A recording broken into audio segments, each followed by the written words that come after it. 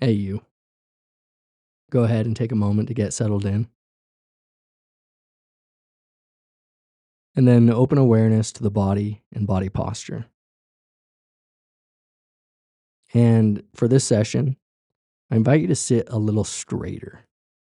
See if you can bring some reverence to your posture and to your practice. Because today we're going to explore a very critical aspect of experience, both in our meditation practice and in our daily lives. And that is the pleasant, unpleasant, and neutral feeling tones that accompany every object of mind, every sensation, sound, taste, smell, touch, thought, emotion, and perception. It's crucial we open awareness to these feeling tones because it's these pleasant, unpleasant, and neutral feeling tones that condition our reaction to the world. When we're unaware of them, they automatically move us through the world. When a pleasant feeling accompanies an object of mind, we tend to reach out and grasp the object. We hold on to it tightly. We refuse to let it go. And when it does eventually fade, as it inevitably will, we tend to chase after it. We desire it and seek it out. When, on the other hand, an unpleasant feeling arises, we tend to push it away. We resist it. We run and hide from it. Even when it's not here, we fear it will come back. It haunts us and ends up limiting our capacity to live and to move freely through the world. And finally, when a neutral feeling tone arises, we generally tend to ignore it. We let it move through the mind with little to no attention around it. We space out and become blind to some aspect of reality or experience. And so again, our life and our experience are limited. Put bluntly, when we're not mindful of our feelings, we have no freedom. We're little more than an algorithm. So today we're going to learn how to cultivate more mindfulness around our feelings. We're going to learn to live with more freedom. Now, to do this, as a strong feeling arises, whether pleasant or unpleasant, remember, our goal isn't to change it. We don't push it away if it's unpleasant, and we don't hold on to it if it's pleasant. We simply drop into our heart center and open ourselves fully to the feeling. We hold it with an open hand and allow it to be with us as long as it will. We take a loving and caring interest in it. We investigate it as a matter of direct experience, as a phenomenon, without reacting to it or putting a story to it. We don't take the feelings and their associated objects of mind to be our own. My pain, my anger, my sadness. Rather, we see them as the impersonal, impermanent, and ever-changing energy patterns they are. Okay, well, with this in mind, go ahead and close your eyes if they're not already closed. And once again, open to the body and body posture. And now just allow the body to resolve into an ever-changing field of sensation.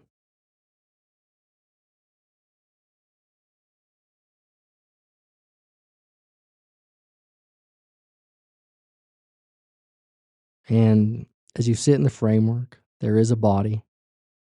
Whenever a particular sensation pulls at your attention, open to it, whether it's tingling, lightness, vibration, pressure, etc. And then note the feeling tone of that particular sensation. Is it pleasant, unpleasant, or neutral? And then see if you can become interested in the posture you're taking toward it. Are you leaning into or away from it?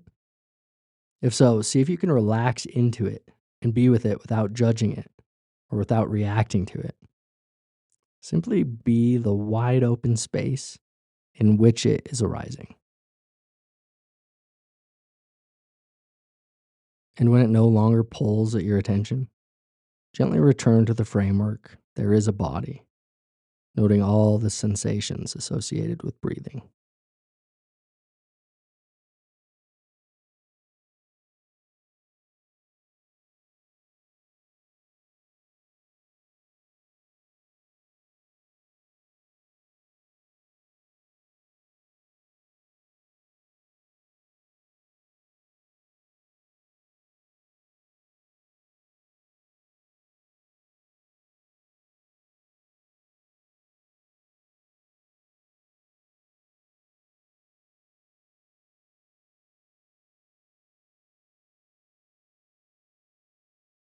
As you remain mindful of the body, mindful of the breath, notice too how different thoughts and emotions arise, and how each of these triggers different feeling tones in your mind. You might think of someone, and the thought triggers a wave of joy, say, or gratitude, or lust, or maybe it triggers anger, or jealousy, or disgust. And associated with each of these thoughts and emotions will be a feeling tone: pleasant, unpleasant, or neutral. As soon as you become aware that the feeling has arisen, as soon as the feeling itself becomes predominant, see if you can make that feeling tone the object of your meditation. And again, note the posture you're taking towards the feeling tone.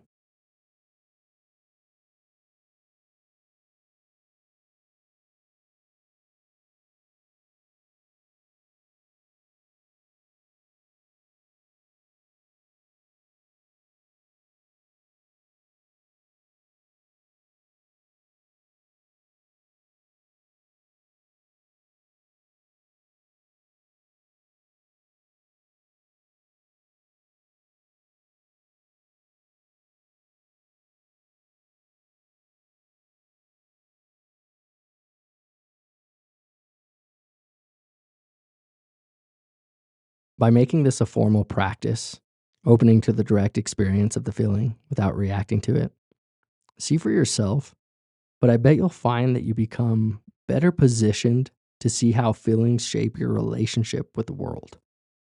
You'll be more aware of how they're propelling your reactions and behaviors.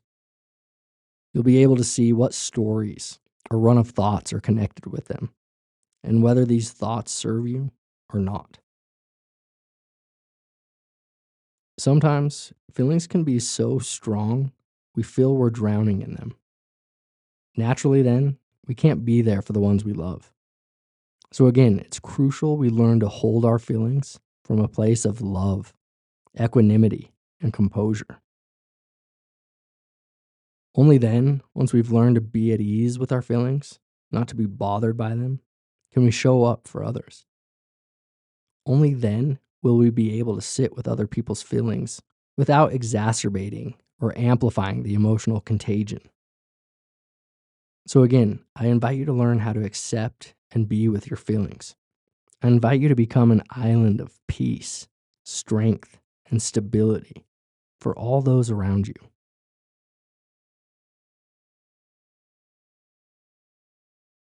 Again, just staying in the frame, there is a body. And when a sensation pulls at your attention, open to it with a posture of curiosity and ease as you note whether it's pleasant, unpleasant, or neutral. And if you find it difficult to sit with a particular feeling, see if you can bring more interest to it. What does anger or sadness feel like? What are its qualities? You may even ask yourself, where in the body do you feel it? Where do I feel anger? Where do I feel sadness? Is it a feeling in the face? Is it a tightness or contraction in the chest or heart? Is it a movement in the head? Is there a tension or a twisting in the stomach? Just become curious of the feeling as it's experienced directly. Again, not conceptually, but as a raw phenomenon. Try to notice it as a wave of energy.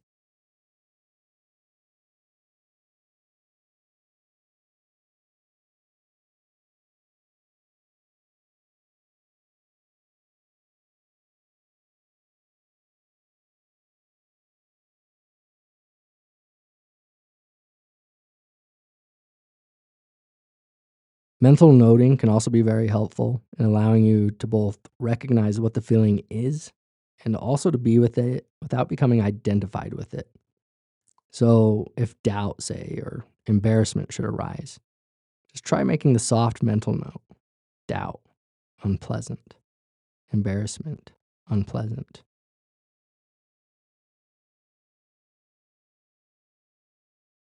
Or if the unpleasant feeling arises due to some physical pain, like a headache, again, just note the sensations as precisely as you can.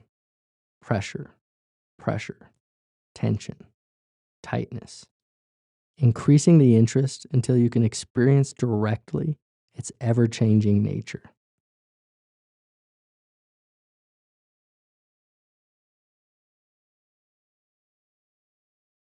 And if all else fails, you can also bring in some reason. Just consider every physical pain you've experienced, every feeling of shame or rejection, every unpleasant feeling you've ever had has come and gone all on its own. What's here now, what's here always, is an ever changing field of energy, a constant flow of sensations, sounds, and feelings.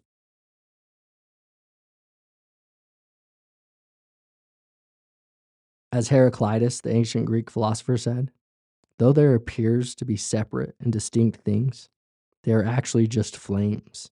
They are part of the everlasting fire. Change is all that is. See if you can open and refine your awareness more and more to this truth of constant change, to this truth of impermanence. This feeling, too, will pass away all on its own.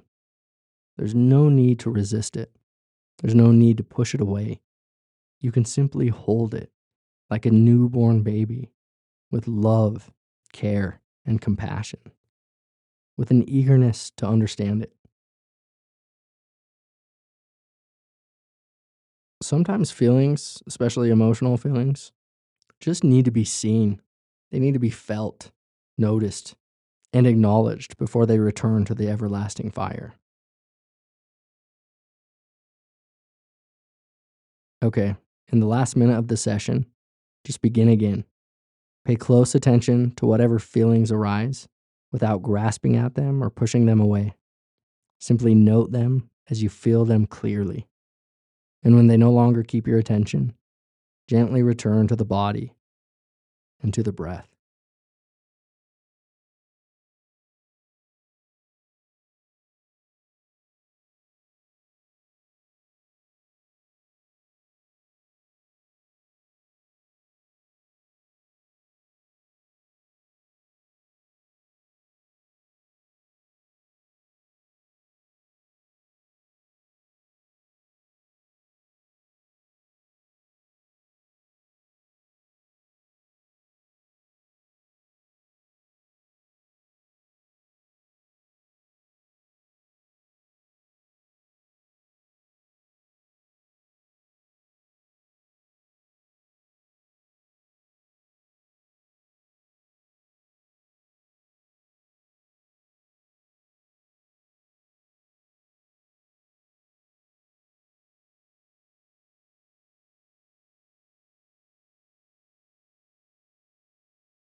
Well, thank you again for practicing.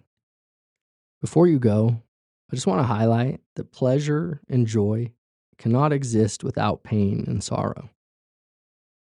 As the perennial poet Khalil Gibran says, your joy is your sorrow unmasked, and the self same well from which your laughter rises was oftentimes filled with your tears. And how else can it be? The deeper that sorrow carves into your being, the more joy you can contain. Is not the cup that holds your wine the very cup that was burned in the potter's oven? And is not the lute that soothes your spirit the very wood that was hollowed with knives? When you are joyous, look deep into your heart, and you shall find it is only that which has given you sorrow that is giving you joy. When you are sorrowful, look again into your heart, and you shall see that in truth you are weeping for that which has been your delight. Until next time.